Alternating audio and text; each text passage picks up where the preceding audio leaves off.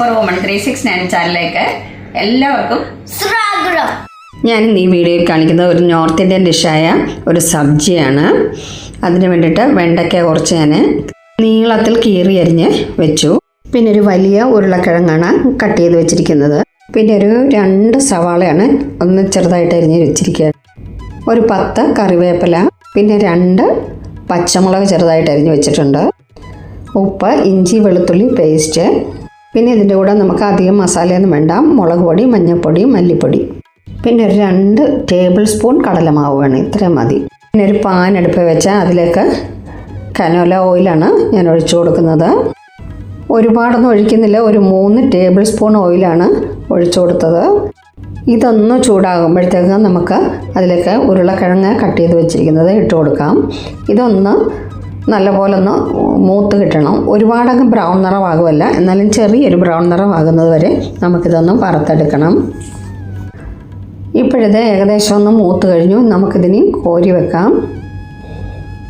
എണ്ണയെല്ലാം അതിലേക്ക് തന്നെ ഇട്ട് വീഴ്ത്തിയിട്ട് നമുക്ക് ഉരുളക്കിഴങ്ങ് മാത്രം കോരിയെടുക്കാം. ഉരുളക്കിഴങ്ങെല്ലാം ഞാൻ കോരിയെടുത്ത് കഴിഞ്ഞു. ഇനി നമുക്ക് അതേ ഓയിലിലേക്ക് തന്നെ വെണ്ടയ്ക്ക കട്ട് ചെയ്ത് വെച്ചിരിക്കുന്നത് ഇട്ട് കൊടുക്കാം. ഇതൊന്ന് ഒരുവിധം ഒന്ന് മൂത്ത് കിട്ടണം. ഇതൊന്ന് നന്നായിട്ട് ഇളക്കി കൊടുക്കാം. ഇപ്പോഴിത് നന്നായിട്ട് മൂത്തിട്ടുണ്ട്. ഇത് നമുക്ക് കോരി വെക്കാം. ബാക്കിയുള്ള ഓയിലിലേക്ക് നമുക്ക് 1 ടീസ്പൂൺ കടുക് ഇട്ട് കൊടുക്കാം. 1 ടീസ്പൂൺ ജീരകം ഇട്ടു. 1 ടീസ്പൂൺ പച്ചമല്ലി ചതച്ചതാണ് ഇപ്പോൾ ഇട്ട് കൊടുത്തത്. ഇനി നമുക്കിതിലേക്ക് സവാള അരിഞ്ഞ് വെച്ചിരിക്കുന്നത് ഇട്ട് കൊടുക്കാം. അപ്പോൾ ഇതൊന്ന് മൂത്ത് കിട്ടണം. ഇതിലേക്ക് 1 ടീസ്പൂൺ ഗാർലിക് പേസ്റ്റും 1 ടീസ്പൂൺ ജിഞ്ചർ പേസ്റ്റും ഇട്ട് കൊടുത്തു. ഇതിലേക്ക് തന്നെ പച്ചമുളക് അരിഞ്ഞത് ഇട്ട് കൊടുക്കാം. കറിവേപ്പിലയും കൂടെ അതിലേക്ക് ചേർക്കാം. എല്ലാം കൂടി ഒന്ന് നന്നായിട്ട് ഇളക്കി കൊടുക്കുക. ഇതൊന്ന് മൂത്ത് കിട്ടണം നമുക്ക്.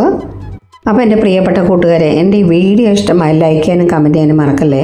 അതുപോലെ എൻ്റെ ഈ ചാനൽ ആദ്യമായി കാണുന്നവർ ഒന്ന് സബ്സ്ക്രൈബ് ചെയ്യുക, ബെല്ലൈക്കൺ ക്ലിക്ക് ചെയ്യുക, ഓൾ എന്ന ഓപ്ഷൻ കൂടി എനേബിൾ ആക്കുക.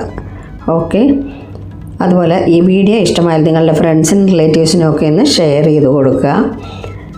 എൻ്റെ ഫേസ്ബുക്ക് പേജ് ഫോളോ ചെയ്തിട്ടില്ലാത്തവർ ഒന്ന് ഫോളോ ചെയ്യുക. ഓക്കെ. കമൻറ്റ് സെക്ഷനിൽ പോകുന്നവർക്ക് ഹൈപ്പും കൂടെ കാണാൻ കഴിയും. ഹൈപ്പും കൂടെ ചെയ്യുക. ഓക്കെ. ഇത് നമുക്ക് ഒരുപാടങ്ങ് മൂക്കേണ്ട ആവശ്യമില്ല. ഇപ്പോൾ ഒരുവിധമായിട്ടുണ്ട്. നമുക്കതിലേക്ക് മഞ്ഞൾപ്പൊടി ചേർത്ത് കൊടുക്കാം. ഒന്ന് നന്നായിട്ട് ഇളക്കി കൊടുക്കുക. ഇനി നമുക്കിതിലേക്ക് വറുത്ത് വെച്ചിരിക്കുന്ന ഉരുളക്കിഴങ്ങ് ചേർക്കാം. വറുത്ത് വെച്ചിരിക്കുന്ന വെണ്ടയ്ക്കയും അതിലേക്ക് ചേർക്കാം. ഇതെല്ലാം കൂടെ ഒന്ന് ഇളക്കിയതിന് ശേഷം നമുക്കിതൊന്ന് അടച്ചു വെക്കാം. എല്ലാം വെന്തിട്ടുണ്ടായിരിക്കും, എന്നാലും ഒന്ന് അടച്ചു വെക്കാം. എന്നിട്ട് നമുക്കിതിൻ്റെ മസാല റെഡിയാക്കാം. പാനടുപ്പ് വെച്ചു. അതൊന്ന് നന്നായിട്ട് ചൂടായി കഴിഞ്ഞപ്പോഴത്തേക്ക് അതിലേക്ക് 2 ടേബിൾ സ്പൂൺ കടലമാവാണ് ഞാൻ ചേർത്ത് കൊടുക്കുന്നത്. ഇതൊന്ന് നന്നായിട്ട് മൂത്ത് കിട്ടണം. നമുക്കിതൊന്ന് ഇളക്കി കൊടുക്കണം. കരിയാൻ പാടില്ല. അതുപോലെ ഇതിൻ്റെ പച്ചയ്ക്ക് ഉള്ള ടേസ്റ്റും വന്നു കഴിഞ്ഞാൽ അതിന് രുചി കാണത്തില്ല. അതുകൊണ്ട് ഇത് നന്നായിട്ട് മൂക്കണം. ഒരു ബ്രൗൺ നിറമാകണം. അതുപോലെ ഇതിൻ്റെ ഒരു മണവും വരും, നല്ല മണം വരും ഇത് മൂക്കുമ്പോഴത്തേക്ക്. അതുവരെ ഇത് മൂപ്പിച്ചെടുക്കണം. തീ കുറച്ച് വെച്ചിരിക്കണം, കൂട്ടരുത്. നന്നായിട്ടിത് മൂത്ത് കഴിഞ്ഞു. അപ്പോൾ ഇതിലേക്ക് നമുക്കിനി ഒരു 2 ടീസ്പൂൺ മല്ലിപ്പൊടി ചേർത്ത് കൊടുക്കാം. ഇതൊന്ന് നന്നായിട്ട് ഇളക്കി കൊടുക്കണം. ആദ്യം മല്ലിപ്പൊടി ഒന്ന് മൂത്ത് കിട്ടണം. ഗ്യാസ് നമുക്ക് ഓഫ് ചെയ്യാം. പൊടിയും അതുപോലെ പാനും നന്നായിട്ട് മൂത്തിരിക്കുന്നുണ്ട്. എളുപ്പം മൂത്തോളൂ. ഒരു 2 ടീസ്പൂൺ മുളക് പൊടിയും കൂടെ ഞാൻ അതിലേക്ക് ചേർത്തു. ഇതും കൂടെ ഒന്ന് മൂത്ത് കിട്ടണം. ആ ചൂടിലത് മൂത്ത് കിട്ടിക്കോളും. നന്നായിട്ട് ഇളക്കി കൊടുത്താൽ മതി. നമ്മുടെ മസാല റെഡിയായി കഴിഞ്ഞു. അപ്പോൾ ഇനി നമുക്കതിലേക്ക് ചേർത്ത് കൊടുക്കാം. ഞാൻ ഓഫ് ചെയ്ത് വെച്ചിരിക്കുകയാണ്.